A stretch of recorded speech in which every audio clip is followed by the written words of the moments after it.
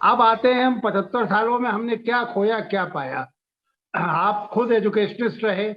हिंदुस्तान की जो तरक्की थी या हिंदुस्तान जो तरक्की नहीं कर पाया, उसके बारे में तो मैं हिंदुस्तानी पब्लिक इंटेलेक्चुअल से बात करूंगा। मैं आपसे जानना चाहता हूं कि अलग अलग शोबों में, जैसे एजुकेशन एक बड़ा इंपॉर्टेंट शोबा है, इसके अलावा इंडस्ट्रियल डेवलपमेंट था, इसके अलावा इंफ्रास्ट्रक्चर का डेवलपमेंट था, हेल्थ था, बहुत सारे सेक्टर्स थे।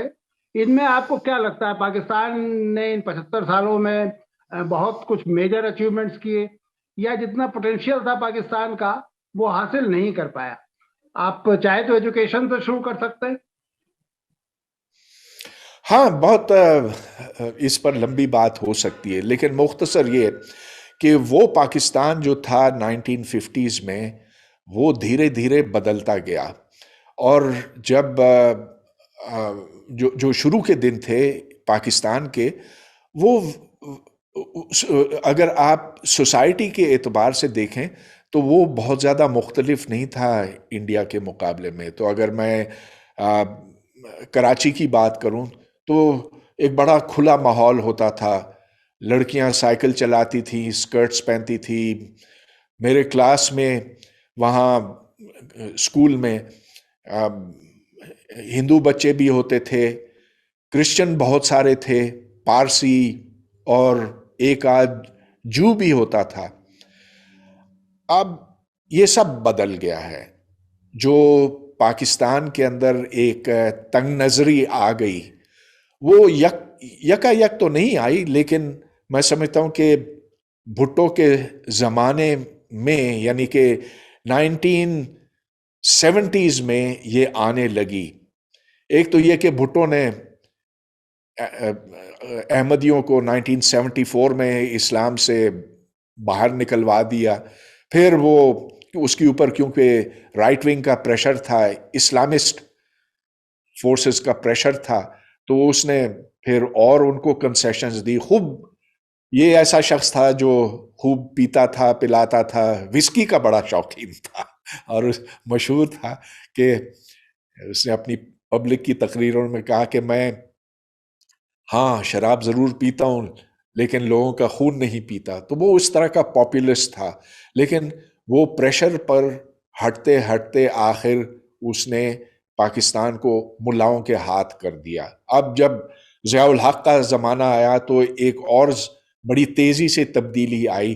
तो होते होते पाकिस्तान सोशली बड़ा रिग्रेस कर गया है। और मुझे इस बात का बड़ा दुख है, क्योंकि मैं समझता हूं कि शुरू का जो पाकिस्तान था वो अच्छा था। उसमें तरह तरह, ठीक है, पार्टीशन हो गया था, तुम अलग हम अलग, वो सब कुछ हो गया था। लेकिन एक उस जमाने में वो दुश्मनी नहीं थी जो आज पाई जाती है। पाकिस्तान में जो उस जमाने में हिंदू थे, वो कंफर्टेबल थे, आज के मुकाबले में बहुत ज्यादा कंफर्टेबल थे। अब मुझे जो इंडिया जाने से दुख हुआ पिछली दफा, और जो मैं अपने दोस्तों से वहां सुनता हूं और अखबारों में सुनता हूं कि जनाब आप भी हमारी तरह कुछ कुछ चल पड़े हैं, कि उधर जो माइनॉरिटीज हैं वो अपने आप को महफूज नहीं समझती हैं, और कि ऐसे खौफनाक उधर वाकयात होते हैं जिनसे दिल दहल जाता है। चलिए, आप अब भी उस हद तक नहीं पहुंचे जहां तक हम पहुंचे हैं, लेकिन अगर आप इसी स्पीड पे चलते रहे ना तो फिर हम दोनों में फर्क नहीं रहेगा। जो दूसरी बातें आपने की, हाँ, मैं मानता हूं कि इंडिया ने बहुत बेहतर किया पाकिस्तान से तालीम के शोबे में, एजुकेशन में और साइंस और टेक्नोलॉजी में। पाकिस्तान ठीक कर सकता था, much better than it has done up to this point.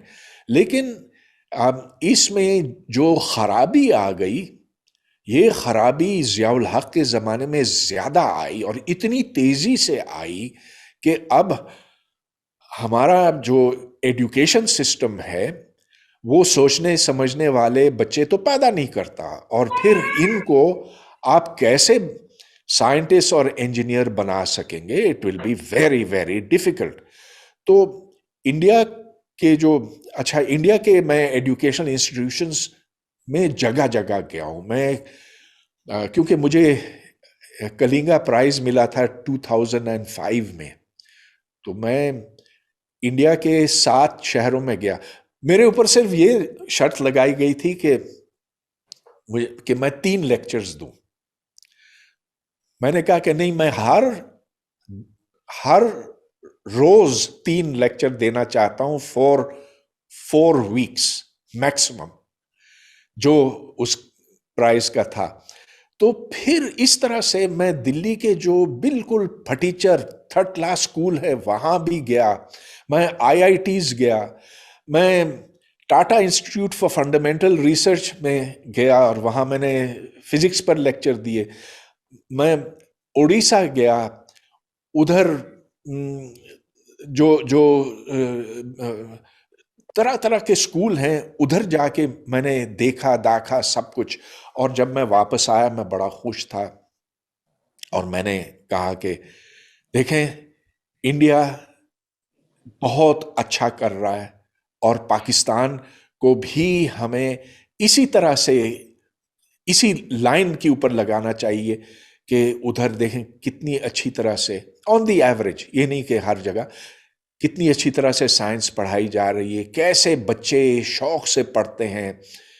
तो I was very happy after coming back from India then in 2005।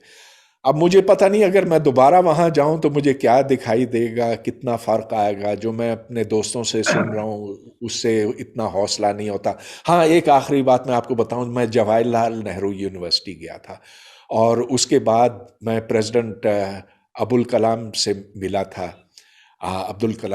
था। उनके अपने दफ्तर के अंदर। तो I had a very good meeting with him. लेकिन उसी दिन जवाहरलाल नेहरू यूनिवर्सिटी में उनके खिलाफ प्रोटेस्ट हुए थे और जो स्टूडेंट यूनियन की उस वक्त प्रेसिडेंट थी, कोई लड़की थी, उसने कहा I will not present a bouquet of flowers to the president, I am a woman, I will not do it. तो देखें, ये बहादुरी थी, ये दिलेरी थी। और मैंने पाकिस्तान आकर बताया कि ठीक ऐसा ही होना चाहिए। लड़कियों को जान इतनी होनी चाहिए कि वो कहें कि हम ये फूल पेश करने वाली नहीं होती। So I was very much in love with JNU। अब कहते हैं कि JNU बिल्कुल बदल गया, आई डोंट नो। जी, मेरी एक दोस्त पाकिस्तान की शायरा फहमीदा रियाज, अब तो नहीं है, आपकी मुलाकात हुई होगी। उन्होंने एक बड़ी महत्वपूर्ण नज्म कही थी और वो हिंदुस्तान में आके ही सुनाई थी। मेरे ख्याल से सन था 1999 या 2000 का, जब उन्होंने कहा कि तुम बिल्कुल हम जैसे निकले, अब तक कहाँ छिपे थे भाई। नज्म तो लंबी है, लेकिन वो जिस तरह आप इशारा कर रहे हैं कि कैसे हम भी उसी रास्ते पर चलने की कोशिश कर रहे हैं जहां पाकिस्तान पहुंच चुका है। सत्य हिंदी का ऐप डाउनलोड करें गूगल प्ले स्टोर पर।